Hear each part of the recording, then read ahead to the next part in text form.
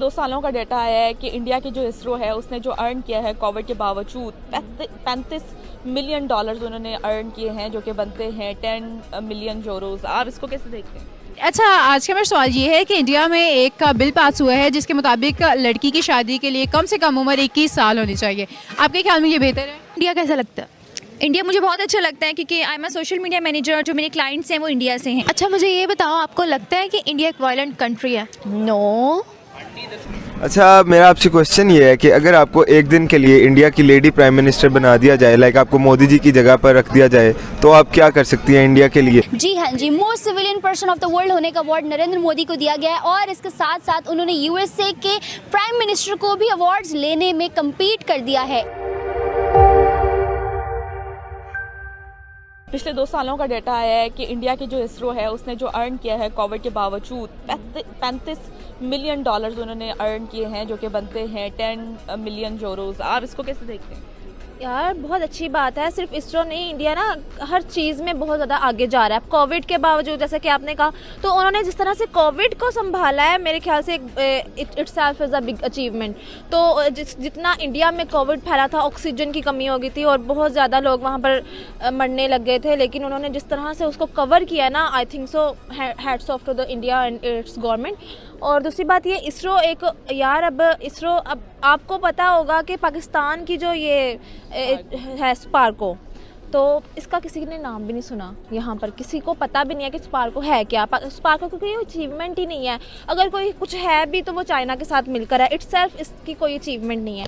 तो इसरो का और पाकिस्तान का वो कंपैरिजन बनता ही नहीं है। ठीक है। अच्छा, आज का मेरा सवाल ये है कि इंडिया में एक बिल पास हुआ है जिसके मुताबिक लड़की की शादी के लिए कम से कम उम्र 21 साल होनी चाहिए। आपके ख्याल में ये बेहतर है? या ये बहुत अच्छा है क्योंकि बहुत सी लड़कियां हैं वो उनकी जल्दी शादी कर दी जाती है और इस वजह से वो अपनी एजुकेशन कंप्लीट नहीं कर सकती। ये अच्छी बात है कि 21 की एज में उनकी शादी कर दी जाए ताकि वो अपनी एजुकेशन कंप्लीट कर लें और ख़ुद एक स्टेटस पे खड़ी हो जाए। ये बहुत अच्छी बात है। तो बेहतर काम है या ये बहुत अच्छी बात। हमारे यहाँ पर तो 16 साल है शादी की उम्र, तो उसके हवाले से आप क्या कहेंगे? ये बहुत रॉन्ग कंसेप्ट है। इस कंसेप्ट को ख़त्म करना चाहिए क्योंकि ये हमारी सोसाइटी में बहुत गलत बात की जाती है कि लड़कियों को एजुकेशन नहीं दी जाती। तो मैं यही कहूँगी कि ये गलत है, ये रॉन्ग कंसेप्ट है, इसको ख़त्म करना चाहिए। इंडिया कैसा लगता है? इंडिया मुझे बहुत अच्छा लगता है क्योंकि I am a social media manager. जो मेरे क्लाइंट्स हैं वो इंडिया से हैं and I am a freelancer. मतलब मैं फ्रीलांसर पे, अब जैसे अपवर्क है, फाइवर है, वहाँ पे जॉब करती हूँ ना। तो India is very nice country. मेरी बहुत सारा फ्रेंड्स इंडियन हैं। यू नो, दिव्या मेरी फ्रेंड जो वहाँ बैठी हैं वो भी इंडियन है, हिंदू हैं। तो आई लव इंडियन पीपल। अच्छा, मुझे ये बताओ, आपको लगता है कि इंडिया एक वायलेंट कंट्री है? नो। लेकिन यहाँ की ज़्यादातर अवाम तो यही मानती है, पाकिस्तानी तो ज़्यादातर यही मानते हैं कि इंडिया एक वायलेंट कंट्री है। नो, बिल्कुल भी नहीं, मुझे तो नहीं लगता। क्या रीज़न्स है जो आपको नहीं लगता? क्या रीज़न्स हैं? क्योंकि देखिए, अच्छे बुरे लोग हर कंट्री में होते हैं। तो पाकिस्तान में भी बहुत है, इंडिया में भी बहुत है। नो डाउट पाकिस्तान भी बहुत अच्छा है, बट इंडिया भी किसी से कम नहीं। इंडिया भी बहुत अच्छा है, पाकिस्तान भी बहुत अच्छा है और इंडिया भी बहुत अच्छा है।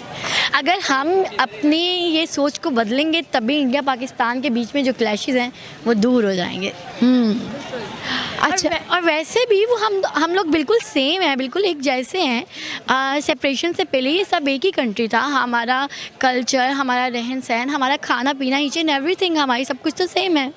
अच्छा, मेरा आपसे क्वेश्चन ये है कि अगर आपको एक दिन के लिए इंडिया की लेडी प्राइम मिनिस्टर बना दिया जाए, लाइक आपको मोदी जी की जगह पर रख दिया जाए, तो आप क्या कर सकती हैं इंडिया के लिए? पाकिस्तान और इंडिया जो कि जहाँ हम रहते हैं, जो हमारा मुल्क है, उसकी सुलह करवानी चाहिए।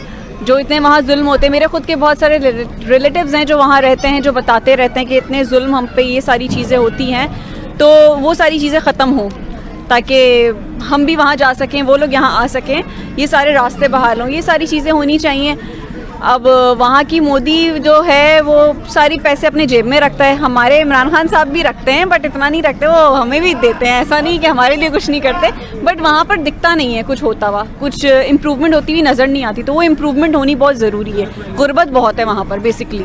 जी हाँ जी, most civilian person of the world होने का अवार्ड नरेंद्र मोदी को दिया गया है और इसके साथ साथ उन्होंने यूएसए के प्राइम मिनिस्टर को भी अवार्ड्स लेने में कम्पीट कर दिया है। इस साल में 12 अवार्ड्स नरेंद्र मोदी के नाम किए किए गए हैं, जिससे उन्होंने ये प्रूव किया है कि वो सरे फहरिस्त आ गए हैं और अब उनकी कामयाबी ये दिखा रही है कि आने वाले दौर में भी उनका नाम फहरिस्त में मौजूद होगा। इस हवाले से इंडिया वालों ने सही किया है। 21 साल की एज में बैचलर भी लड़की का हो जाता है और वो फाइनेंशियली स्टेबल भी हो जाती है और मैच्योर भी हो जाती है, तो इस मामले में उसको घरदारी थोड़ी आ जाती है तो कर देनी चाहिए। सही किया उन्होंने, बिल्कुल ठीक हो गया। तो अगर हम देखें कि हमारे यहाँ पर शादी की एज है वो 16 है, तो आप इसके हवाले से क्या कहना चाहेंगी कि ये बेहतर है या इसको हमें चेंज करना चाहिए?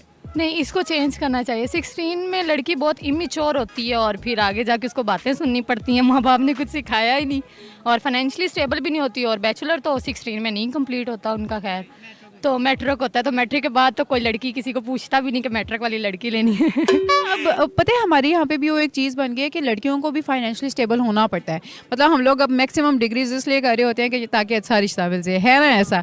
तो फिर यहाँ पर 16 एज क्यों है शादी की, बढ़ा क्यों नहीं देते?